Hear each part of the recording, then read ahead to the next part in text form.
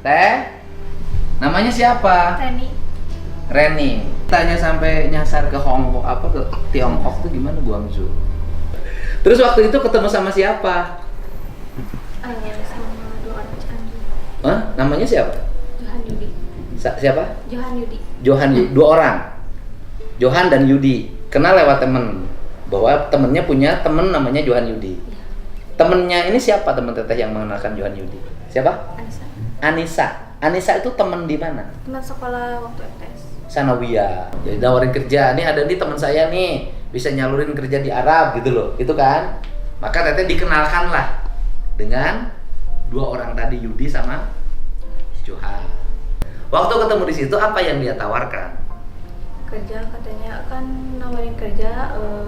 Kalau misalkan mau kerja ke luar negeri, katanya saya punya kenalan.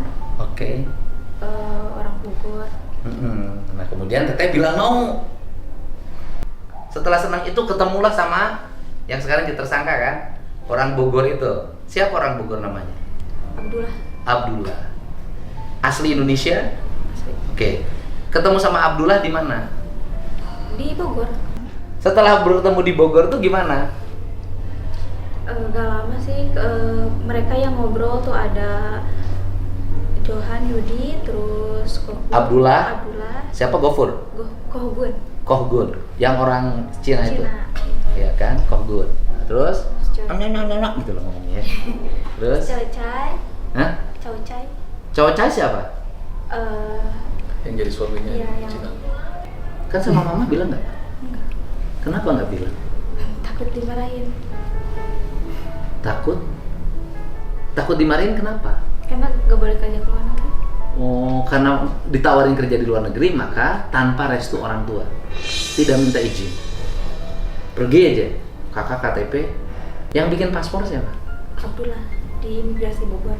Di imigrasi bikin paspor, terus ngisi formulir. Berarti ada calon paspor dong.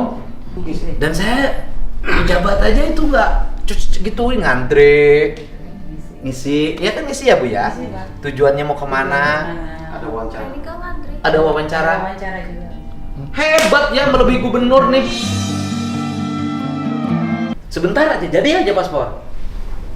Abdullahnya udah jadi tersangka belum? Gak tahu. Berangkatnya sama siapa? Sama Chow Chai.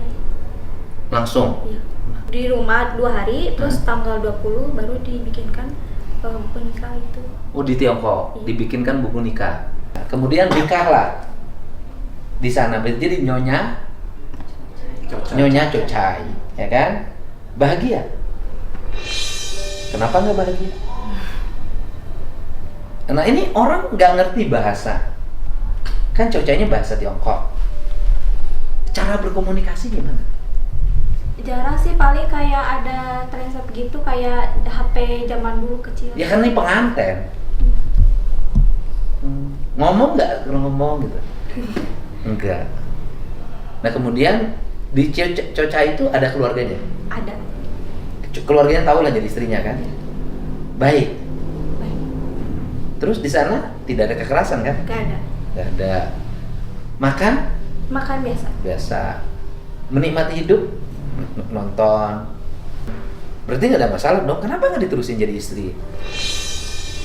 Kenapa? Nggak maunya kenapa? Biasa. Kan bertanggung jawab dia sebagai suami. Enggak. Tidak merasa disekap kan? Enggak disekap. Dipingit. Cuma dibatasi aja. Dipingit lah. Setelah itu gimana caranya bisa akhirnya tim bisa ngakses? Reni hubungi keluarga. Hah? Reni hubungi keluarga. Keluarganya siapa? Awalnya Bibi. Terus? Terus dari Bibi bawa ke Kang Sigit. Terus? Kang Sigit laporan ke ibu gitu baru.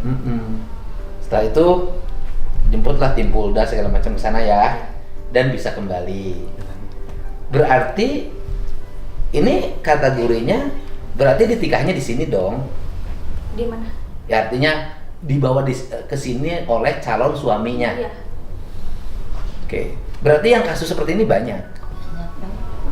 Kemudian ada kasus Sedaku juga. Kasus seperti ini banyak.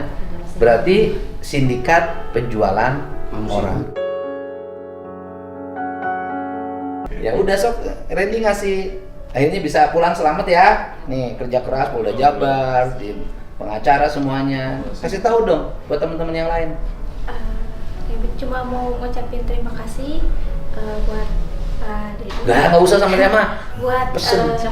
semuanya. Karena Reni gak tahu, pokoknya terima kasih udah bantuin Reni sampai Reni bisa pulang ke Indonesia lagi. Terus terima kasih buat Pak Konjen Band, terus Bu Indah diplomat KJRI udah bantuin dari Polda juga. Pokoknya semuanya terima kasih. Terus pesan buat teman-teman.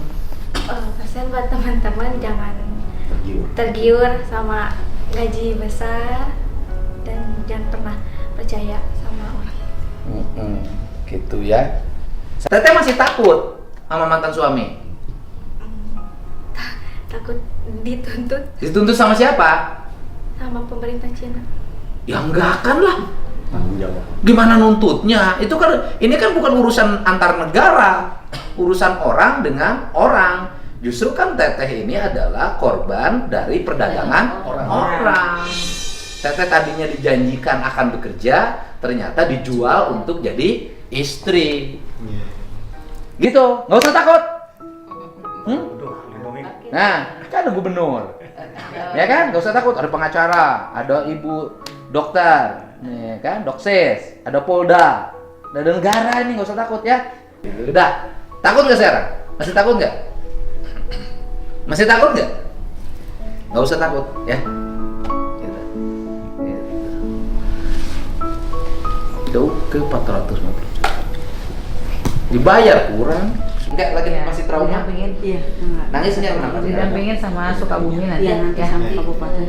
Sama Sukabumi Pak. Sama psikolognya. Ada luapan apa? Ada ancaman. Ada ancaman apa? Enggak, harus ini. Enggak sekarang sampein aja ada masalah. Enggak hamil Pak? Enggak, sekarang ada ini luapan apa? Kok nangis kenapa? Nangis bahagia karena selamat. Tes kesehatan. Hah? Kesehatan udah. Nangis bahagia karena akhirnya selamat. Dikira ada yang dipikirkan. Ngucapin terima kasih. Udah gampang kalau itu. Sama saya.